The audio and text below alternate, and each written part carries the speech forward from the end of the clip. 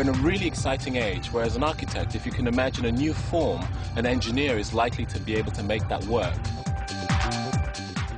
What do you get when you cross a park with a building? The Yokohama Ferry Terminal in Japan. It's a fantastic example of how technology can be used to create something we've never seen before. Although built on 3 levels, the different decks are linked together by ramps, creating one continuous flow of space.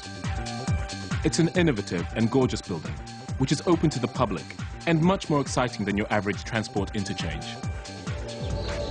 What's amazing about this building is that at once you combine what would normally be a normal building which you would just look at into something which you can walk on, touch, be a part of, as well as use functionally for exhibitions, buy your tickets to go on ferry rides, and really generally have a great day out. So this is an example of the new kind of architecture which I believe we are now moving into.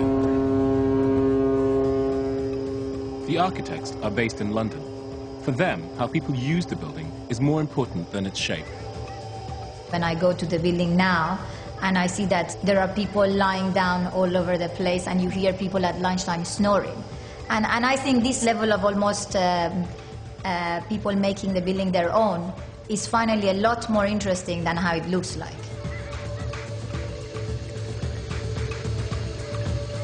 Where is it all heading? Can it get more outlandish? Well, quite possibly. How about a building that actually changes shape?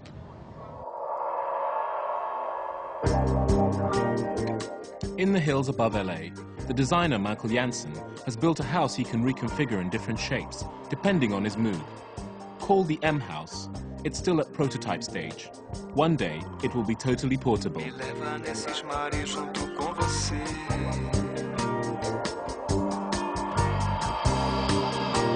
This particular structure is unique in that it can be put together in many, many different ways. The same basic components can be put together thousands of different ways. It is an attempt to create a changeable, flexible architecture. An architecture that can be one thing today and something else tomorrow. Most of the buildings that I experienced growing up, so forth, were just basically boring and weren't stimulating me in any way.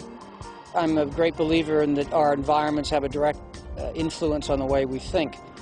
So part of what I'm trying to do is to create new kinds of spaces that will open up a whole new kind of consciousness.